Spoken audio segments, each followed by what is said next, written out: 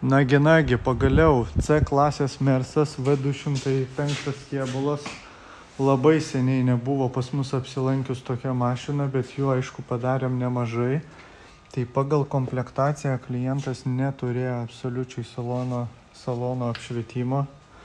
Dabar štai tokį turi pas save mašinui grožį. Taip pat sumontuotas štai toks Androidas 12,3 colio. Tai dabar gaunas ekranas žymiai didesnis negu pagal originalą. Štai taip atrodo. Taip atrodo pas mus naujas meniu.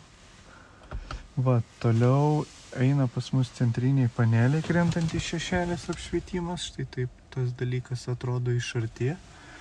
Tada durų rankenos dabar pastatyti diodai raudonai, kad šviestų. Kojų apačios irgi padarytos. Dabar tiesiog duris atidarytos, tai permuša originali lemputė. Tuoj pademonstruosim, kaip tas dalykas atrodo. Užsidarysim duris. Ir štai taip atrodo pas mus kojų apačios apsišviečia. Tada centrinės panelės. Štai šitoj va vietoj. Štai taip gražiai atrodo. Ir durų kišenytės vos ten apsišviečia. Matom, krentantis šešėlis ganėtinai labai giliai įkišta ta lemputė, tai jos taip nesimato. Va, tai ženkliukai Merso 3D.